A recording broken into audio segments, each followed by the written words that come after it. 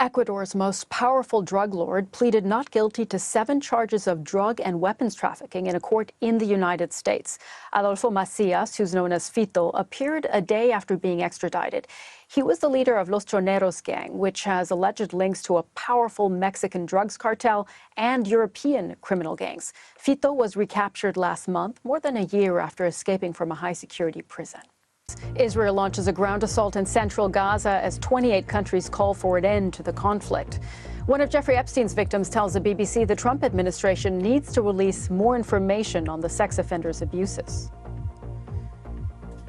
And Harvard heads to court as lawyers for the Ivy League university battle the U.S. government over billions in frozen grants. A former U.S. policeman who was convicted over a raid in which a sleeping woman was shot and killed has been sentenced to 33 months in prison. Brett Hankeson was convicted for violating Breonna Taylor's rights during the drug raid in Louisville in 2020. When police broke into Breonna Taylor's apartment, her boyfriend shot at the apparent intruders. She was asleep in bed and she was killed when police returned fire. Her death sparked widespread protests. Police detained several protesters outside the court where the sentencing took place. Tamika Palmer, Breonna Taylor's mother, spoke to the gathered crowd. She was critical of federal prosecutors who had argued for a lesser sentence. I think the judge did the best she could with what she had to work with. There was no prosecution in there for us. There was no prosecution in there for Breonna. That part. So I definitely, I'm grateful for the judge for giving some time, because we could have walked away with nothing according to what they recommended. Yeah. So I'm just grateful for my friends and family for study showing up, and no matter how disappointing we seem to be, but we still here, and I'm just grateful that something happened today. The Trump administration has released hundreds of thousands of pages of records about the assassination of Martin Luther King Jr. The director of national intelligence, Tulsi Gabbard, said more than 230,000 pages of documents were being released and were being published, quote, with minimal redactions for privacy reasons.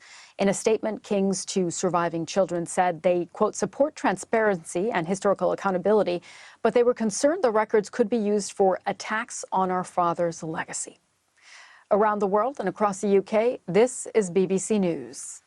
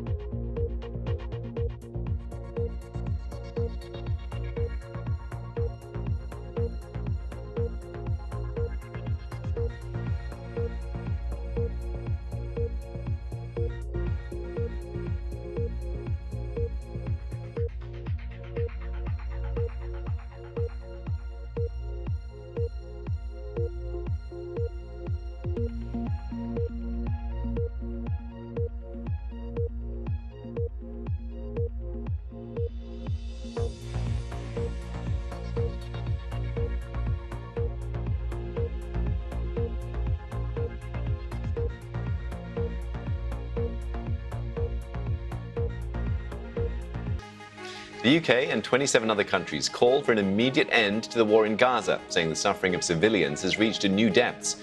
Israel dismisses the statement as disconnected from reality. Bangladesh observes a day of national mourning for at least 20 people, many of them children, who died when an Air Force plane crashed into a school in Dhaka. Plus, China begins construction of a mega hydropower dam on the Tibetan plateau, opening a new flashpoint for China and its neighbors. And coming up on Business Today, as the clock ticks down on President Trump's tariff deadline, we speak to Indonesia's chief economic minister on the deal that they've managed to strike with the US. So let's have a look at this morning's newspaper, shall we? We're going to start with the Mirror today. They lead on the UK joining with other countries in criticising Israel's aid system in Gaza. The paper splashes with the headline, "End this horror now." Yesterday, Foreign Secretary David Lammy signed a letter with 24 other countries demanding an end to the war. We will speak to him at 7:30 this morning. The Daily Telegraph reports that a so-called pensions shake-up could see more than 6 million Britons forced into a later retirement. It comes as the government launches a review into when and how to raise the retirement age. Let's have a look at the front page of the Metro, which says, "Come on, England," giving the whole of the front page to pictures of the Lionesses, who, as we've been hearing, will be playing the Euro 2025 semi-final match against Italy this evening. And The Sun leads on a row between Oasis's Noel and Liam Gallagher, but not between them. Don't worry, they're still talking to one another. They've fallen out with Manchester City Council leaders, apparently. The paper reporting that council bosses threatened to axe one of their shows over the weekend over concerns that ticketless fans were harming young trees while they were trying to watch the gig from a distance. Today at 1, the Foreign Secretary condemns Israel's latest violence in Gaza. I feel the same as the British public, appalled, sickened. I described what I saw yesterday in Parliament as grotesque. David Lammy says he's urging Israel to accept a ceasefire and didn't rule out further sanctions if they refuse. Well, today the UN warns that in Gaza, the last lifelines keeping people alive are collapsing. Also on the programme.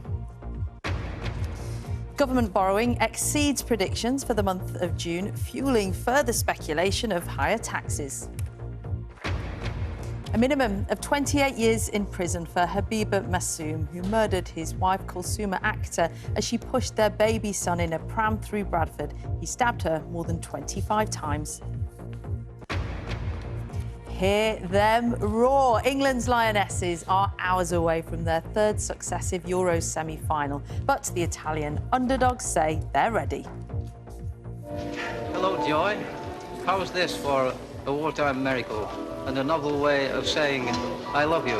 Getting decent grub, but I miss the old fish and chips and a pint now and again, you know. Calling Blighty, the messages sent home from the soldiers serving in the East Asia during the Second World War and the hopes of tracing those caught on film.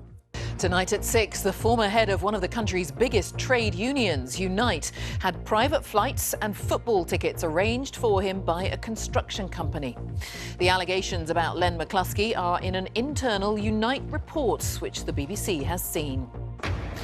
Malnutrition in Gaza. The United Nations says the last lifelines keeping people alive are collapsing.